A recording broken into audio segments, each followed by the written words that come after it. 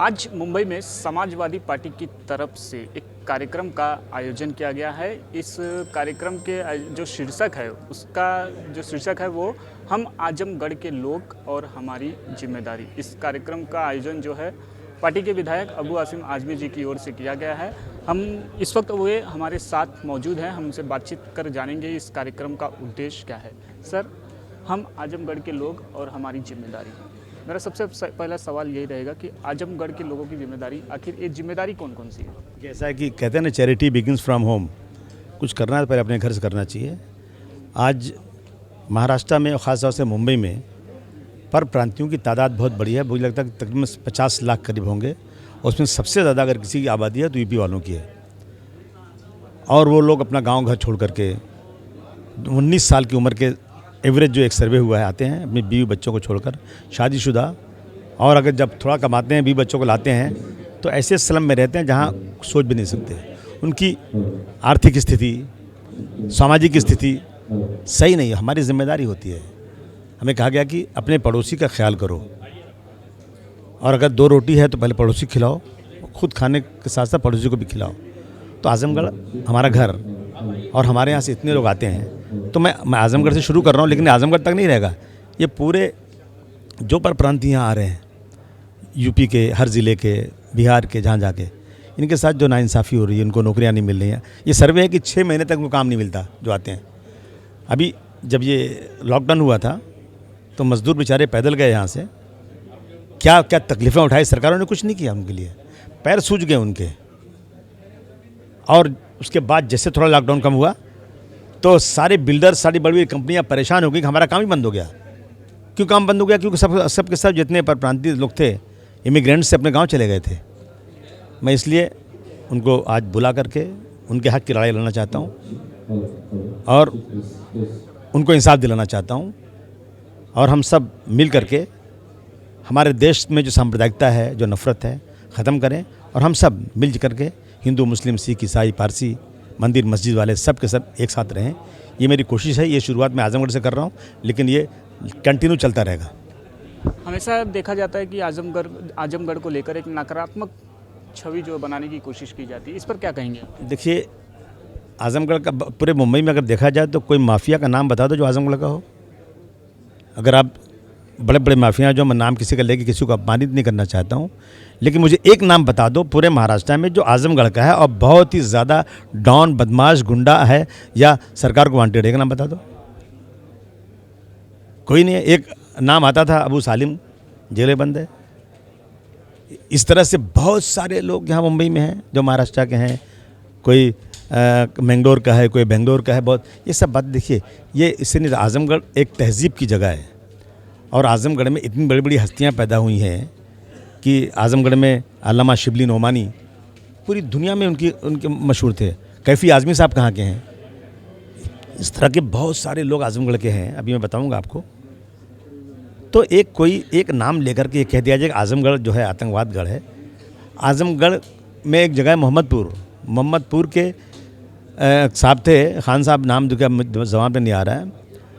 1857 की गदर में अंग्रेज़ों के ख़िलाफ़ जब लड़ाई लड़ी थी तो गंगा के किनारे उनको फांसी पर चढ़ाया गया था। वो नाम क्यों नहीं जानते? और जब नेताजी सुभाष चंद्र बोस ने अपनी बर्मा में फ़ौज बनाई थी तो उस फ़ौज में काम करने वाले निज़ामुद्दीन साहब जो आजमगढ़ के थे और आखिर में अपनी गाड़ी से नेताजी को छोड़कर आए थे, और अभी इनका इंतकाल हुआ चंद साल पहले आजमगढ़ के। हमारे पुरखे बहुत सारे बर्मा में पहले काम करते थे, सिंगापुर में, ब्रुनाई में काम करते थे पहले। तो बर्मा में रहने वाले हज़ारों की तादाद में आजमगढ़ के लोग नेताजी सुभाष चंद्र बोस की फ़ौज में शामिल होकर अंग्रेज़ों के खिलाफ लड़ाई लड़ी थी। ये नाम क्यों नहीं बताया जाता? मैं इन चीज़ों को दिखाना चाहता हूँ कि आजमगढ़ में एक शायर ने लिखा है आजमगढ़ के बारे में कि इस खित्ते आजमगढ़ पे मगर फैज़ान तजल्ली है अक्सर, जो ज़र्रा यहाँ से उठता है वो नैयर आज़म होता है। यानी आजमगढ़ की खुसूसियत है कि आजमगढ़ के लोग जो हैं बहुत मेहनत कश हैं और ज़मीन से लेकर आसमान की ऊंचाई तक रहने वाले लोग हैं। और ये कुछ लोग इस देश में नफ़रत फैलाते हैं। मैं उस इमेज को भी क्लियर करना चाहता हूँ।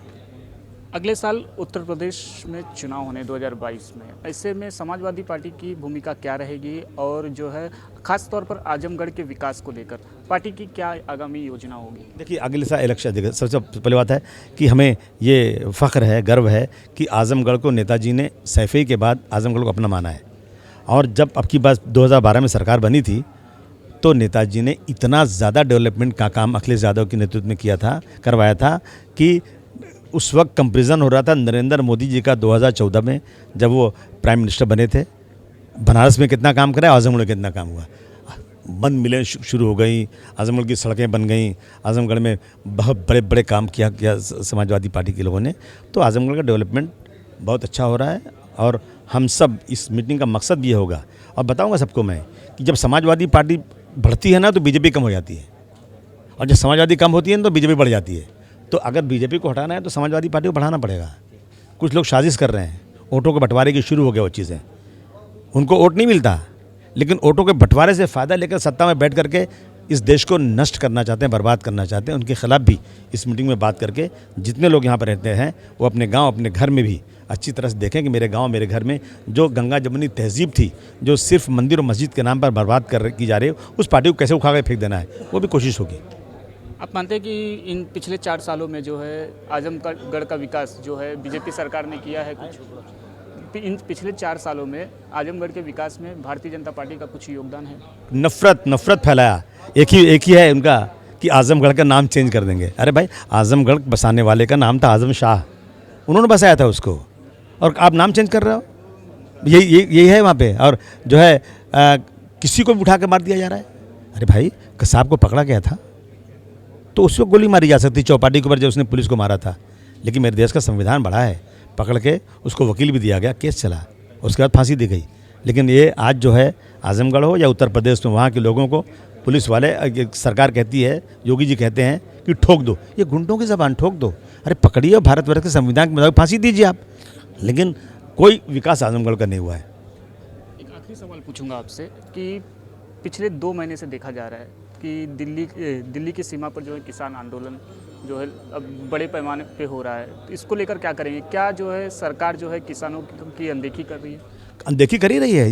ये देश किसान प्रधान देश है। किसान कमज़ोर तो देश कमज़ोर। और किसानों के लिए आपने कानून बनाया, कह रहे हैं हमने ये कानून किसानों के लिए बनाया। किसान कहता है ये कानून हमारे नुकसानदेह है। अरे कैसे आदमी आप हो? एक आप कह रहे हो मैं इसके लिए कानून बना रहा हूँ, कह रहे हैं मेरे लिए नुकसानदेह, तो आप इसको उठा लो, रिपील ख़त्म करो कानून को। नहीं ख़त्म कर रहे हैं। मोदी जी को किसानों का जो आंदोलन है ना, वो पीछे हटने वाला नहीं। मैं जानता हूँ ये किसान जो पंजाब से उठे हैं ना, ये भगत सिंह के परिवार के लोग हैं। इन्होंने कभी अंग्रेज़ों के सामने घुटने नहीं टेके थे। भगत सिंह ने कहा था कि मुझे फांसी देने के बजाय मुझे सड़क पर गोली मार दो, लेकिन मैं अंग्रेज़ तुमसे माफ़ी नहीं मांगूंगा। ये वही लोग हैं। मोदी जी आपसे कभी झुकेंगे नहीं आपके सामने, और आपको झुकना पड़ेगा और किसानों की डिमांड पूरी करनी पड़ेगी। आने वाला इलेक्शन यही आंदोलन आपको ले डूबेगा। शुक्रिया हमसे बातचीत करने के लिए। DRV अबू आज़म आदमी जी थे, जिनका साफ तौर पर कहना था कि आगामी चुनाव में आजमगढ़ की किस तरह की भूमिका रहेगी। साथ ही इन्होंने भारतीय जनता पार्टी जो मौजूदा समय में उत्तर प्रदेश में शासन कर रही है उस पर भी हमलावर हुए। उन्होंने कहा कि भारतीय जनता पार्टी ने पिछले 4 सालों में सिर्फ आजमगढ़ को सिर्फ नफरत ही दिया है, जबकि समाजवादी पार्टी की जब सरकार थी तो वहाँ पे चौतरफा विकास जो है वो हो रहा था। DRV न्यूज़ के लिए वीडियो जर्नलिस्ट देवानंद के साथ राहुल पांडे, मुंबई।